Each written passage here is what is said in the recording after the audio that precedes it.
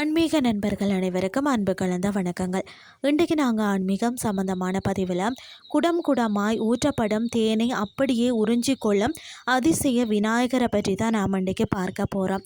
நம்பிக்கைக்கும் அறிவியலுக்கும் அப்பாற்பட்ட ஒரு ஆன்மீக அதிசயங்கள் நிறைந்த நம்மளுடைய தமிழ்நாட்டில் பார்த்திங்கன்னா வருடத்தில் ஒரே ஒரு நாள் மட்டுமே நடக்கும் ஒரு மகா அதிசயத்தை பற்றி தெரியுமா?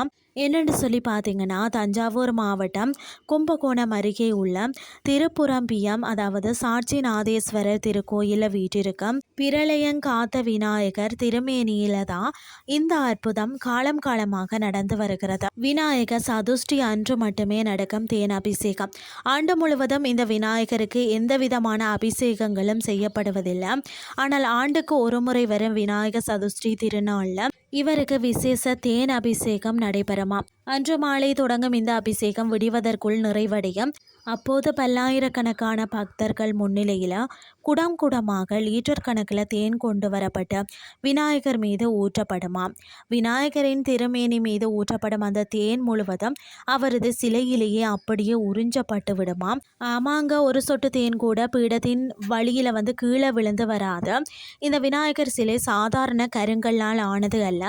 கடல் நுரை, கடல் சங்கு, கிளிஞ்சல் போன்றவற்றை கொண்டு பிரம்மதேவனால் உருவாக்கப்பட்டது என்பதுதான் ஆன்மீக வரலாறு. அதனாலேயே பார்த்தீங்கன்னு சொன்னால் இந்த தேன் உறிஞ்சப்படும் அற்புதம் நடப்பதாகவும் கூறப்பட்டாலும் அத்தனை லீட்டர் தேன் எங்கே போகிறது என்பது இன்றளவும் எவராலுமே விளக்க முடியாத ஒரு தெய்வீக ரகசியமாகவே நீடிக்கிறது. உலகமே பிரளய வெள்ளத்தால் அழியவிருந்த நேரத்தில் கூட உமையவள் உத்தர வடிவமாய் பிரம்மனுக்கு அருள் பிரம்மதேவன் கடல் நுரையால் இந்த விநாயகரை செய்து வழிபடத்தான் உலக பிரளய வெள்ளத்தில் இருந்து இந்த விநாயகர் காத்ததாக புராணம் கூறுகிறது.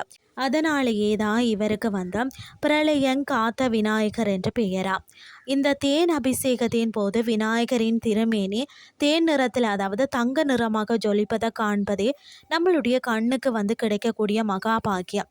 நம்மளுடைய வாழ்க்கையில் உள்ள தடைகள் அனைத்தையும் நீக்கி சகல நன்மைகளையும் தரக்கூடிய இந்த, அதாவது திருப்புறம்பியம் பிரளயங்காத்த விநாயகரை வரும் விநாயக சதுஷ்டி நன்னாளில் தரிசித்து அருள் பெறுவோம். இதை உங்களுடைய நண்பர்களுக்கும் பகிர்ந்து இந்த ஆன்மீக அதிசயத்தை அனைவருக்கும் தெரியப்படுத்துங்கள்னு சொல்லி கூறிக்கொண்டோம் இன்றைய ஆன்மீகம் சார்ந்த பதிவை நிறைவு செய்து கொள்கிறேன். இதே மாதிரி மற்றும் ஒரு ஆன்மீகம் சார்ந்த பதிவோடு உங்களை சந்திக்கிறேன். நன்றி.